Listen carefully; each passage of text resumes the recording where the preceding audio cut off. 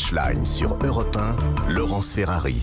On se retrouve dans Punchline sur Europe 1 avec Jean-Claude Dacier, Jacques Serret d'Europe 1, Jeannette Bougrabe et Bruno Jeudi de Paris Match. On va écouter Valérie Pécresse qui a lancé un appel aux dons ce matin, non seulement pour le parti Les Républicains, mais aussi pour elle, puisqu'elle est endettée à hauteur de 5 millions d'euros après le résultat du premier tour. Écoutez-la.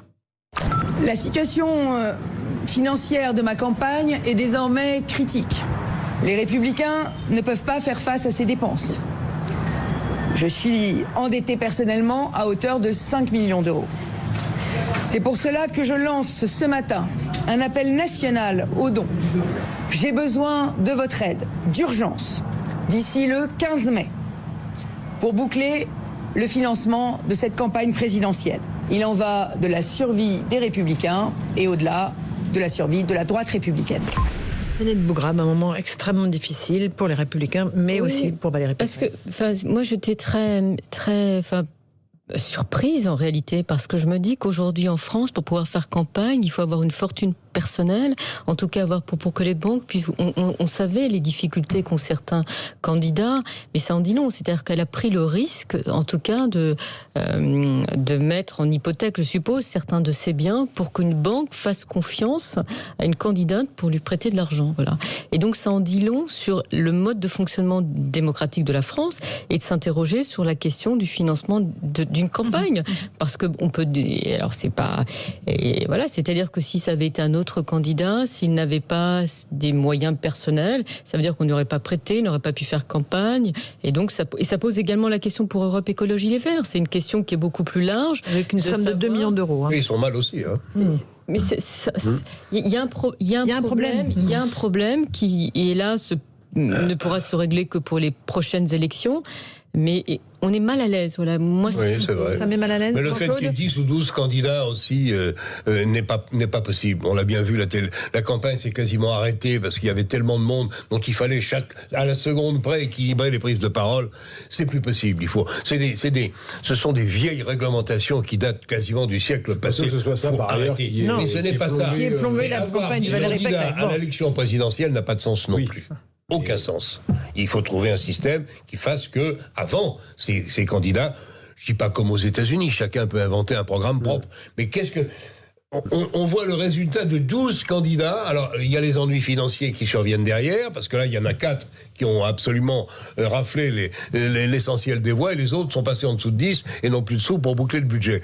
Donc, on a un système qui ne fonctionne plus. Voilà la réalité. Il y a un forfait, en fait. Quand on est en deçà, il faut que les auditrices et les auditeurs le sachent, c'est qu'il y a quand même un petit forfait qui est plafonné à 800 000 euros pour les petits, pour ceux qui sont en dessous de 5. Au-dessus de 5, on vous rembourse votre compte de campagne s'il est régulier. Mais il y a un problème de financement de la vie politique et on l'a réglé. Je pense qu'ils vont quand même réussir à le régler. Jacques Serret, c'est quand même historique que les Républicains fassent moins de 5%.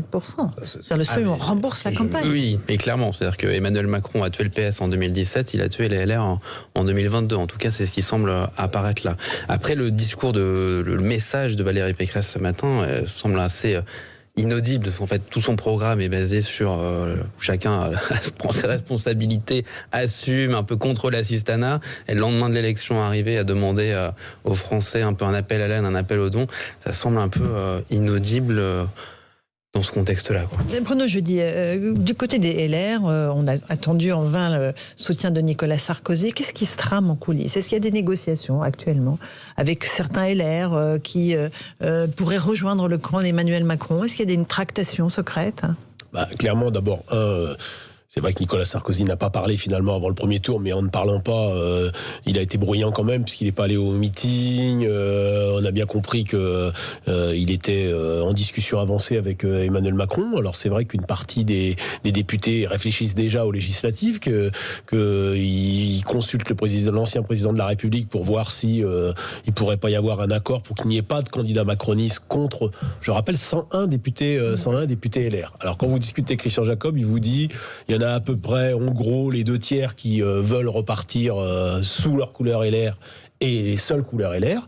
Et puis, il y en a quand même un gros tiers qui réfléchirait à trouver un accord, une alliance, ou en tous les cas.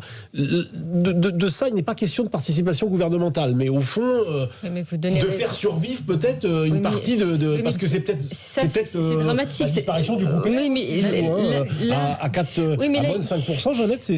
Oui, mais je suis d'accord, mais en même temps, c'est donner raison aux arguments de Marine Le Pen, d'un Éric Zemmour, en disant mais regardez, Macron-Pécresse c'est la même chose, pourquoi? Et donc moi je trouve ça pas bien. Alors qu'on perde le premier tour, qu'on soit pas qualifié, ça veut pas dire qu'on doit abandonner ses convictions, ses principes. D'autant que Emmanuel Macron a eu une phrase très très dure lors de hier soir en disant je ne ferai pas d'accord avec les partis. C'est-à-dire que moi je l'ai trouvé très dur en ce sens que Valérie Pécresse dès le premier tour elle annonce sans ambiguïté. Il dit qu'il va en faire un nouveau. Hein.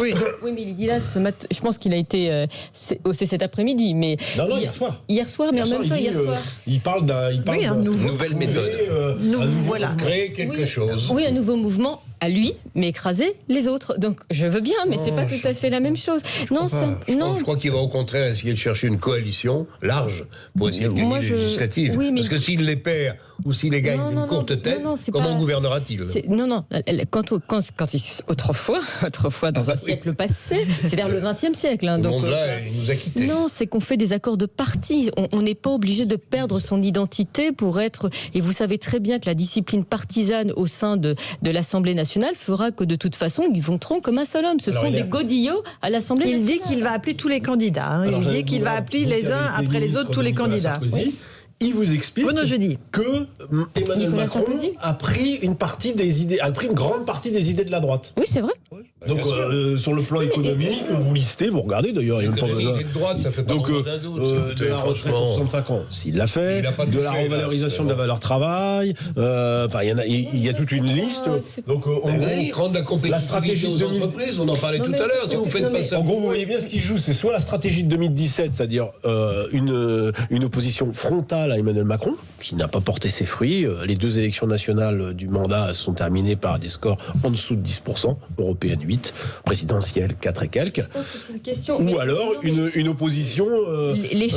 Alors je vous assure que je pense que l'échec des Républicains vient du fait de cette espèce de primaire au dernier moment de candidats qui sont sortis des Républicains en disant que leur ligne était trop à droite et qui reviennent à l'intérieur pour expliquer qu'en réalité ils partagent les mêmes idées et qui changent. Je pense que moi je reviens toujours à ce que fait Nicolas Sarkozy, c'est qu'il sort du gouvernement et pendant 2 ans, il construit un parti, il recrute des adhérents. Moi j'étais secrétaire national en charge des adhésions. Tous les soirs, Nicolas Sarkozy avait le chiffre des adhésions. Il y avait un vrai travail de conquête. C'était 365 000 adhérents à la fin. Au bout de 2 ans, c'était ça. Vous pouvez pas arriver 3-4 mois avant une échéance électorale en ayant quitté votre parti, en revenant dans votre parti et en expliquant ces idées-là. Ça n'a pas de cohérence. Une campagne, ça se gagne sur le long terme. C'est un marathon. Oui. Jean-Claude ? Non, mais moi je pense qu'en économie, de toute façon, c'est pas un hasard si Wörth a rejoint Macron et si d'autres vont suivre. Je pense qu'il y a peu de différence sur ce qu'il convient de faire pour que ce pays commence à se redresser entre les Républicains. Mais tout ne se résume pas à l'économie. Cher ami, sans économie, vous ne réussissez rien, votre voix ne pèse rien, on vous écoute, mais on ne vous entend pas. Oui, si ce pays n'est pas capable de remettre la France au boulot, de recréer de la richesse, de recréer de l'emploi, on déclinera tout doucement. Si c'est ça, c'est pas ça que vous préférez, je le sais. Non, l'économie d'un pays commande sa force politique. Si vous n'avez pas ça... Je n'ai aucun doute dessus. La seule chose, c'est que pour pouvoir emmener ces gens-là vers le travail, il y a une question de formation. Vous avez un certain nombre de personnes qui ont été ce qu'on appelle les fameux décrocheurs. Ça fait 5 ans, 10 ans qu'ils sont sortis du système scolaire, sans aucune formation professionnelle. Et donc pour les ramener et donner en réalité leur employabilité, comme on le dit, ça ne se décrète pas. Mais il faut le faire. Je suis tout à fait d'accord. Il va falloir le faire quand même. Je suis tout à fait d'accord. Mais il avait 5 ans pour le faire. Jacques, Jacques, en une minute, Oui, on va avoir c'est vrai le qu'il a déplacement pas tout des fait. candidats Moi, cette sans semaine, faute. des deux candidats, ça va aller dans tous les sens. Marine Le Pen a dit qu'elle allait faire un déplacement par jour cette semaine. Emmanuel Macron, on sait que demain, il fait 3 déplacements en une journée sur 3 thèmes. Demain, il sera. Est-ce qu'il les fait en avion? Non, parce que c'est pas très écologique tout ça. Ah, mais Bon, c'est en alors, avion. laissez-le Mais ça, terminer, Jacques. c'est le président qui voyage et c'est le candidat sur le terrain. Mais pour le coup, donc ce sera les soignants, rencontre avec des soignants demain matin. Ensuite, il va rencontrer des policiers, donc à la fois la santé, la sécurité, et le soir sur la place centrale de Strasbourg, capitale européenne. Voilà. Très bien. Voilà, pour le programme des prochains jours, affaire à suivre dans J'espère Punchline, que bien sûr, sur Europe 1. Ça Merci ne va pas coûter trop à d'argent. tous en les plus. 4, Jean-Claude Dacier, Jacques Serret, Jeannette Bograt, Bruno Jeudi. Bonne soirée à vous. Dans un instant, les infos avec Alexandre Lemaire. Mouloud Achour, Verven Underground. Bonne soirée sur Europe 1. Europe 1, 18h-20h. Punchline, Laurence Ferrari.